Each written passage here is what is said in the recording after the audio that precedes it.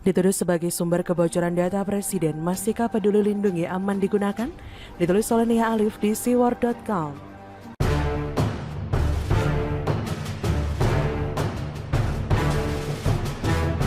Beberapa hari belakangan ini masyarakat dihebohkan mengenai dugaan kebocoran data di aplikasi Peduli Lindungi. Mundur ke belakang, tepatnya pertengahan Juli, Presiden Jokowi membentuk tim penanggulangan COVID-19 dan pemulihan ekonomi yang diketuai Airlangga Hartarto.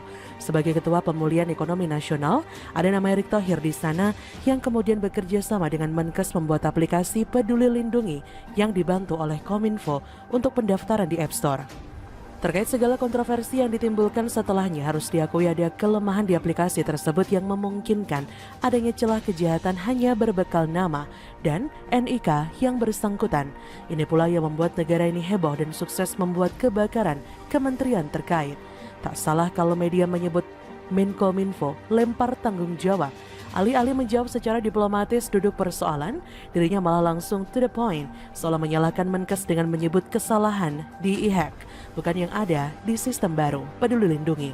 Memang harus diakui bahwa kekurangan pemerintah selama ini, terutama di sinergi antar kementerian. Kembali lagi soal aplikasi Peduli Lindungi ini, harus diluruskan bahwa isu kebocoran apalagi peretasan tidaklah benar, karena yang terjadi adalah penyalahgunaan informasi NIK oleh oknum di daerah. Masyarakat harus tahu jika NIK dan foto KTP Presiden Jokowi sebenarnya mudah ditemukan di internet dengan kata kunci NIK Jokowi Info Pemilu atau mengetikkan foto KTP Jokowi. Kita bisa melihat tampilan foto-foto Jokowi di halaman pertama. Artinya memang tidak ada kebocoran di aplikasi itu sendiri.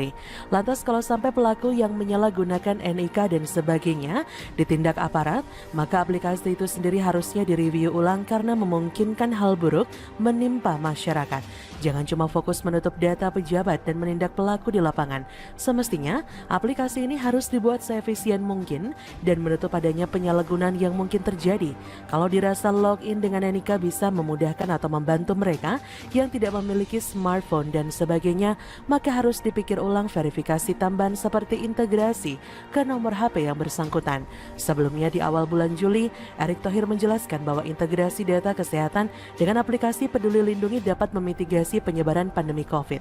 Ia menambahkan bahwa Peduli Lindungi digunakan sebagai aplikasi tunggal yang terintegrasi dengan data kesehatan, hasil tes PCR atau antigen, sertifikat vaksin, dan kartu kesehatan elektronik yang menjadi syarat perjalanan udara. Erick Thohir juga menyebut holding BUMN pariwisata dan pendukung serta Telkom turut mendukung integrasi ini agar masyarakat yang menggunakan fasilitas transportasi merasa aman dan terlindungi kesehatannya.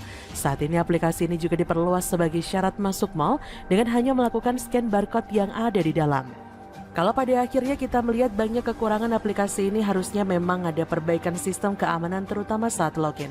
Bahkan aplikasi ini dituding pihak oposisi sebagai alat mengumpulkan NIK dan data penduduk demi kepentingan Pilpres 2024 nanti.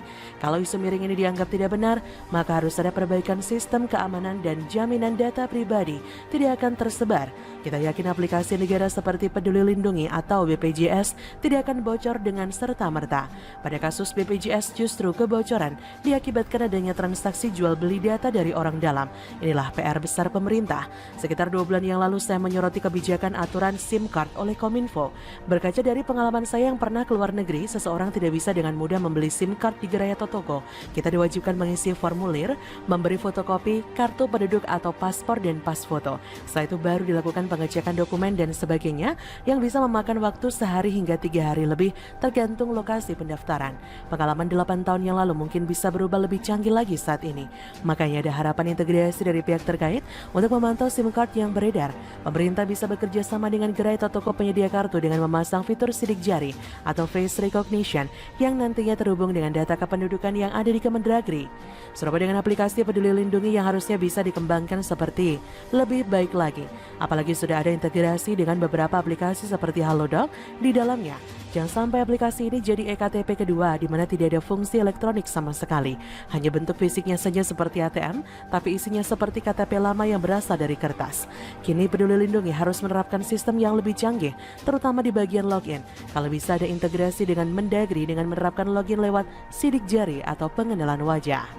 Sayang sekali fitur-fitur canggih di dalamnya tidak bisa dinikmati kalau jaminan keamanan data belum terpenuhi. Beberapa fitur yang menjadi andalan diantaranya seperti pindai code QR di mana fungsinya adalah untuk memberitahu kapasitas tempat dan berapa jumlah pengunjung saat ini. Semisal kita pergi ke pasar atau swalayan dengan kapasitas maksimum 1.000 orang dan waktu kita memindai barcode ternyata adalah pengunjung ke-400. Artinya lokasi tersebut masih aman. Ada juga fitur peta zonasi yang digunakan sebagai peta tempat lokasi terkini berada dalam skala kelurahan. Pengguna fitur ini diharuskan menyalakan GPS agar diketahui lokasinya.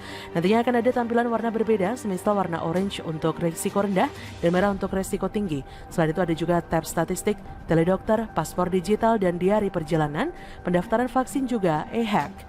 Sebagai kesimpulan, aplikasi ini harusnya masih aman untuk digunakan dengan mempertimbangkan saran perbaikan seperti ulasan di atas. Tak perlu buru-buru mengecap buruk suatu aplikasi tanpa melihat pertimbangan sisi lain yang pada akhirnya membantu negara terlepas dari pandemi corona. Kita harus yakin visi misi Jokowi selalu mencari yang terbaik untuk rakyatnya. Terlepas ada kekurangan yang masih terus bisa diperbaiki seiring berjalannya waktu. Kalau saat ini Malaysia dibuat cemburu akan penanganan COVID di negara ini, harusnya kita bangga jadi rakyat Indonesia. Begitulah kura-kura. Bagaimana menurut Anda?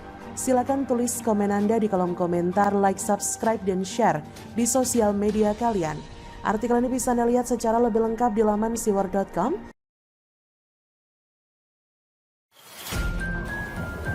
Kini CLBK, dulu Haji Lulung dipecat PPP, gegara tolak dukung Ahok.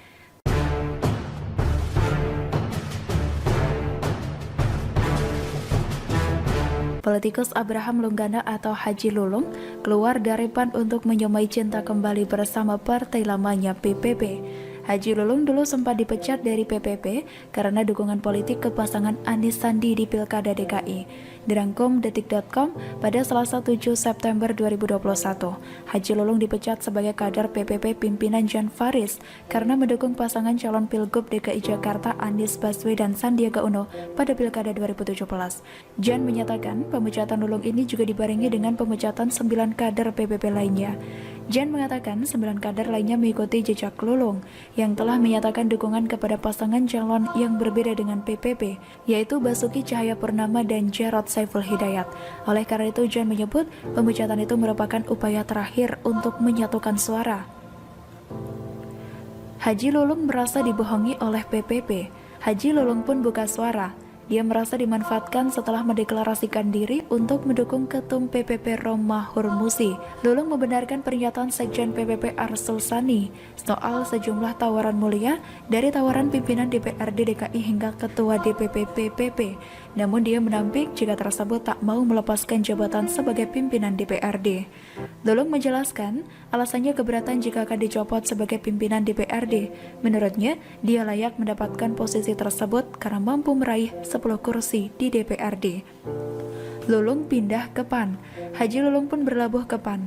DPW PAN menyambut kepindahan Abraham Lunggana alias Lulung dari PPP ke PAN. PAN memaknai kepindahan Lulung yang telah hijrah dari partai pendukung penista agama ke partai pro-ulama.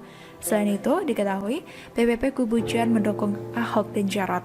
Ketua dan seluruh kader DPW Jakarta mengucapkan selamat datang atas bergabungnya Bang Haji Lulung ke PAN. Tapi saya ingin membuat statement memaknai hijrahnya beliau ke PAN. Pertama, ini merupakan hijrahnya aspirasi umat dari partai pro penista agama ke partai pro ulama dan pro rakyat, kata Bendahara DPW PAN Bambang Kusumanto di gedung DPRD DKI Jakarta Pusat pada Selasa 27 November 2018. Dia juga mengatakan dukungannya untuk pasangan Prabowo Sandi pada Pilpres 2019 dan Gubernur DKI Anies Baswedan. Bambang juga meneguhkan komitmen mewujudkan kepemimpinan dewan yang berasal dari kalangan umat. Pulang ke PPP. 4 tahun berlalu, Lulung akhirnya keluar dari PAN dan kembali ke rumah lamanya PPP. Haji Lulung mengaku ditugasi lagi menjadi Ketua DPW PPP DKI Jakarta. Sejak tanggal 6 saya diangkat menjadi ditugaskan oleh PPP, menjadi Ketua DPW DKI PPP.